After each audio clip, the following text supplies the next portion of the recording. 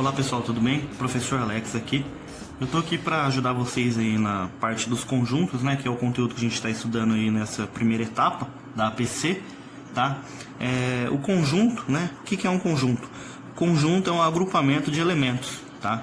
E quando a gente fala agrupamento, a gente pode representar ele por um círculo, tá? Então a gente tem um círculo que agrupa certas coisas, certos elementos, tá? E esses elementos a gente diz que são números, tá?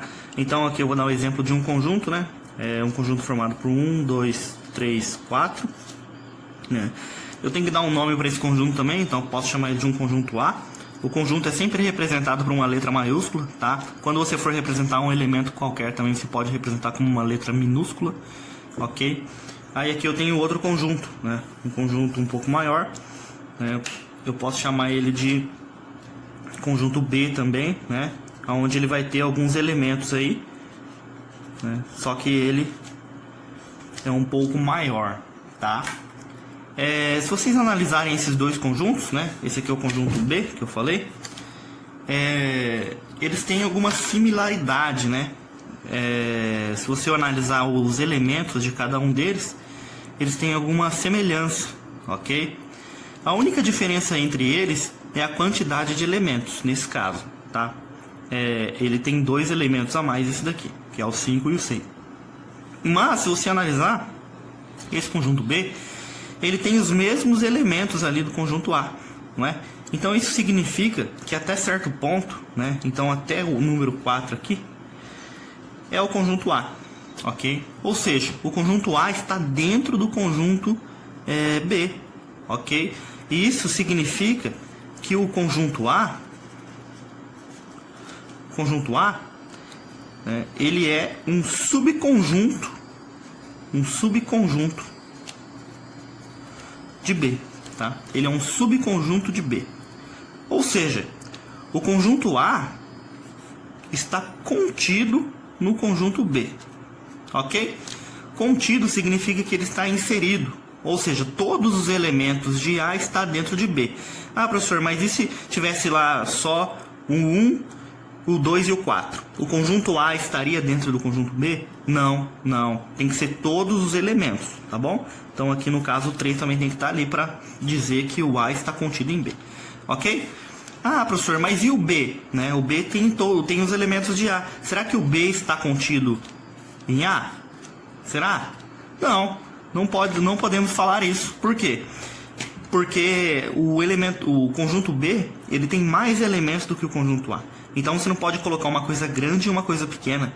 O conjunto B é maior, então o conjunto B não está contido em A, tá? Esse aqui é a simbologia para não contido e esse aqui é para contido, ok? Agora a gente vai falar um pouco sobre o pertence, tá? Que é relacionado a elementos. Então, continuando nosso raciocínio aqui, a gente vai ver a parte dos elementos. Vamos analisar elemento por elemento, tá? Se vocês olharem aqui, o elemento 1, né? O número ali dentro do conjunto se chama elemento, como eu falei anteriormente. O número 1, ele é um elemento do conjunto A, que também é um elemento do conjunto B, né? Então eu vou fazer uma bolinha vermelha em todos esses que são elemento de A e elemento de B, ok? Então, todos esses caras aqui. Então eu posso dizer o seguinte, se eu pegar cada um deles ali, né? Eu vou pegar, por exemplo, o 3 do conjunto A. Vou pegar o número 3 lá do conjunto A. Peguei o 3, ok? Eu posso dizer que o 3, ele pertence ao conjunto A, né? Ó, quando eu falo de elemento, eu falo que ele pertence. Daí esse aqui é o símbolo para pertence, tá? É um Ezinho. Ele pertence a A, tá? E também a B, tá? Ele pertence a esses dois conjuntos, né? Assim como esses demais aqui, ok? Agora eu vou analisar um do conjunto B. Eu vou analisar o número 5 do conjunto B. O número 5, ele pertence ao conjunto A? Será que ele pertence? Né? Uma perguntinha.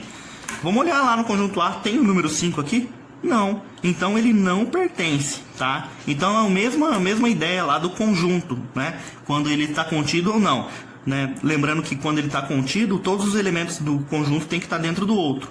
Só que nesse caso, quando a gente fala de elemento, a gente vai analisar elemento por elemento, tá? Ou alguns pares de elementos também, né? A gente pode ver lá os números 1, 2, 3 pertencem ao conjunto B, aí você fala se pertence ou não, ok? Mas se você falar de todos eles, aí você já está falando do conjunto todo. Daí você pode dizer que o conjunto todo está contido ali, ok? Então essa é a parte do pertence, beleza? Então, pessoal, voltando aqui à ideia de conjuntos, né? A gente vai ver um pouco sobre as operações agora que a gente pode ter nos conjuntos numéricos, tá?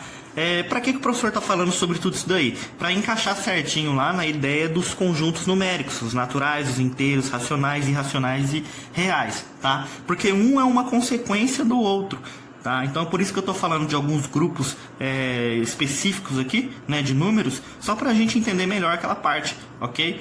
E também aí ver as operações, né, o que a gente vai usar aí para resolver os exercícios, beleza? Então nessa parte aqui a gente tem sobre a união, tá? A gente tem dois conjuntos, né? E eu quero saber qual é o resultado da união desses dois conjuntos. Professor, mas o que seria a união? Seria juntar esses dois caras em um conjunto só, um conjunto maior.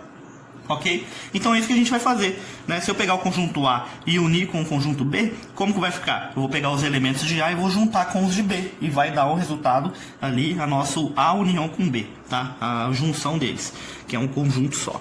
Então, juntando os elementos, né? Eu vou pegar primeiro os elementos de A, colocar lá, 1, 2 e 3, né? Peguei eles, agora eu vou juntar com os elementos de B. Vou pegar o 3, o 4, o 5 e o 6. Professor, mas aqui repetindo, né? 3 e 3.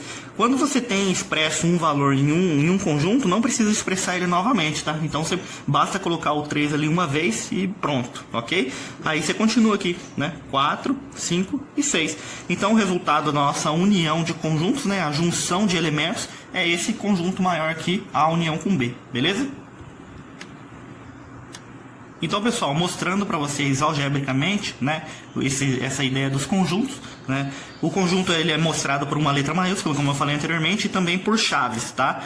Essas chaves definem os elementos que estão lá dentro. Então, nesse caso desse conjunto aqui, os elementos 1, 2 e 3 estão inseridos dentro desse conjunto A. Aqui é a mesma coisa do B, né? Os elementos 3, 4, 5 e 6 estão ali dentro do conjunto B, ok? Aí o que acontece? Né? Esse aqui são os mesmos conjuntos que eu estava trabalhando anteriormente. Aí eu ia fazer a união deles, lembra? Então a união eu posso fazer olhando para esses caras aqui também, tá? Que eles estão definidos algebricamente e não com aqueles desenhinhos em círculos, ok? Então a união deles é a mesma coisa que da ideia anterior. Você junta os elementos. Aí ficando assim, né? Pega os elementos de A junto com os elementos de B. Ficando 1, 2, 3, né? Aí falando que, lembrando aquela parte lá que eu tenho 3 nos dois, coloca uma vez só, né? Então vai ficar 1, 2, 3, aí continua 4, 5 e 6, beleza? Então algebricamente fica dessa forma. Então, pessoal, essa aí foi a aula 1 e eu gostaria de agradecer vocês aí por ter assistido, né? Meu nome é Alex e eu sou professor de vocês de matemática, ok? Tchau, tchau.